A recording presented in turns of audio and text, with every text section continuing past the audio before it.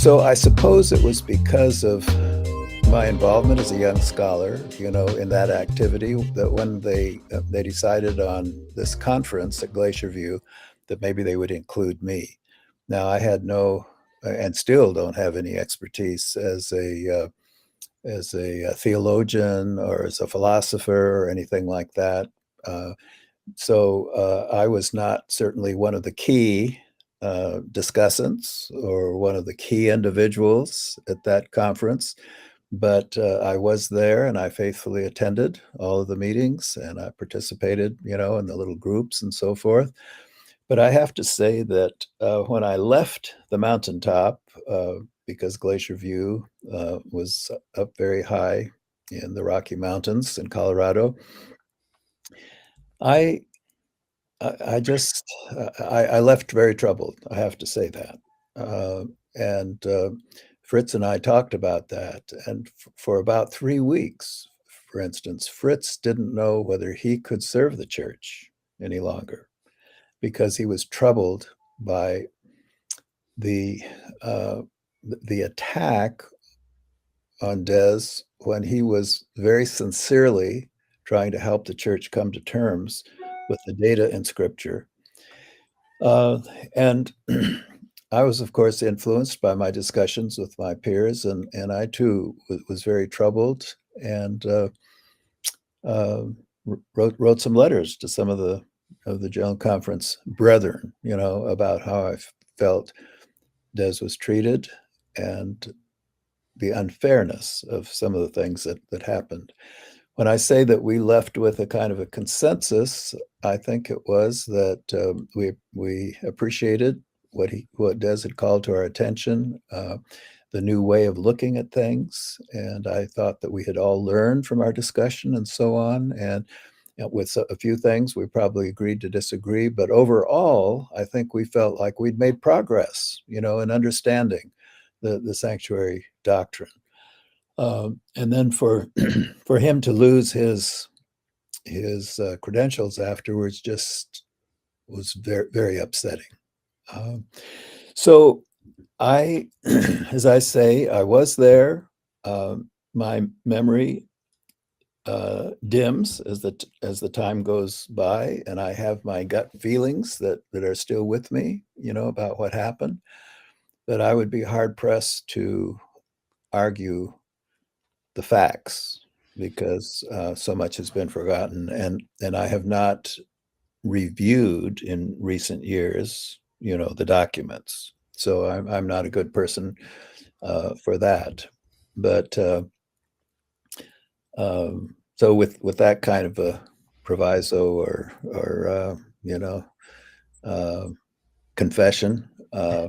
tell me what you'd like me to talk about. Well, I guess, and thanks for what you've said there. And I remember in our interview that we did in season 2, where there was yourself and Fritz Guy, Mhm.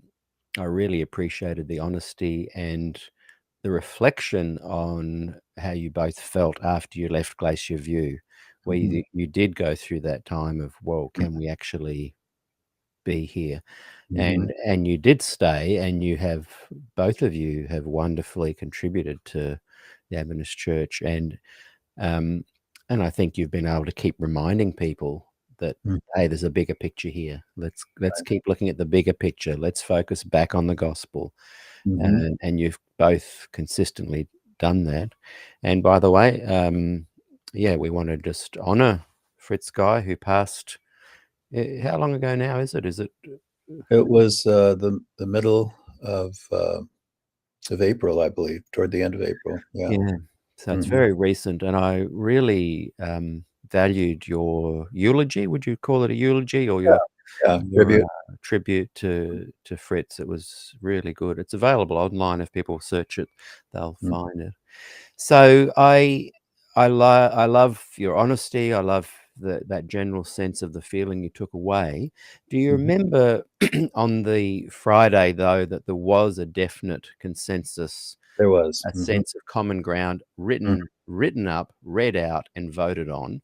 What are Right. your memories of that? Because I guess the Record article is suggesting that the majority did not agree with, Des did not find a consensus, and that the consensus statement they refer to in the Record article was is inaccurately portrayed. This Yeah. consensus it was in two parts, Hmm.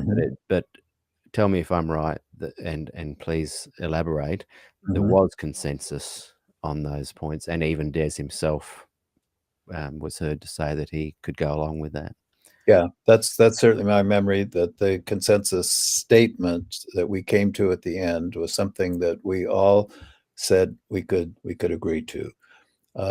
The mention of the 10 points was something that I don't believe we voted on. No. Uh, I think that a smaller group worked on that, hoping that that might help. But I was not involved with that effort, and so I can't speak to it the way Norm Young can, for instance, who Mm. was actively involved, and I have read his letter to the editor after the recent article came out in the Record.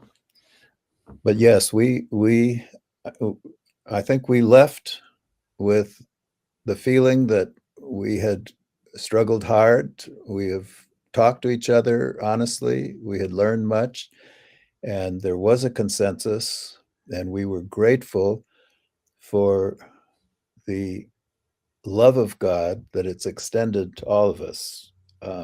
And nobody brought that home better than Des himself, the glory of God's grace. Yeah. Mm. Yeah. What does that say to you, that there was a moment there, and I mentioned this in my interview with Bill Johnson, season 2, episode 1.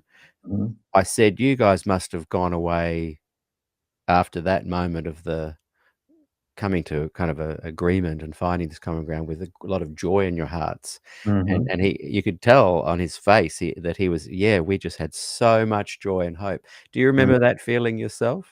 I do. Right, right. Um, and I think that certainly all the scholars that I knew felt we owed Des a great debt of gratitude for um, for his message, which was heartfelt and grabbed us where we needed to be grabbed. Yeah. Mm. So what does that say to you, that the majority, in fact, did to come to a consensus that could agree with Des, and Des with the consensus? Mhm. What does that say to you, that this 10-point statement was wheeled out then soon after, and effectively became the death knell to Des's involvement in ministry within the Adventist Church eventually? Yeah, I uh, I don't know how that got started or why uh, that came about. I wish Norm were here to answer that question. Um, but maybe it was um, an attempt as a comeback to make sure that certain things that really hadn't been brought up were brought Mhm. up at the Yeah. last minute. Yes, yeah. We we can't let Des get away with everything. So let's list a few things that Yeah, are still problems. Maybe yeah. that was, Yeah, yeah. I'll just bring up to the screen George Tichy. Hi, George. Glad that you're watching the program. George has suggested that Neil Wilson had a plan and just executed it at Glacier View. Nothing but theatre. And we're not suggesting that that's what you're saying, or me as well. But there does seem to have been this idea that we need to extract a little bit more information so that we can politically maneuver Des out of here. That's what some people think. Well, I can see why, because of what happened. It can't have been by accident. There were some key players there who used and abused the process to accomplish their purposes. I think we have to say that.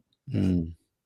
And a lot of people have said to me, let's just let this go. Let it die or heal. Right, Stop right. opening up the wounds. My Mhm, suggestion is the wounds haven't even been closed because they right. haven't been treated. And the wonderful thing about this little mini series of setting the record straight, it's a really nice little concise way of saying, this is what you guys have claimed happened.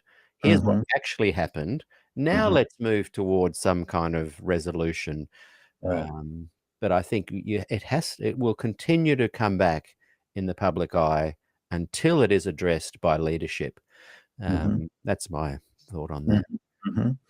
You know, this is not maybe exactly pertinent, but since I come from Glacier University, which has undergone in the last several years an extension of its campus with some available farmland that wasn't needed, and we've extended the campus, and a beautiful sculpture of the prodigal son has become the sort of central focus of this edition.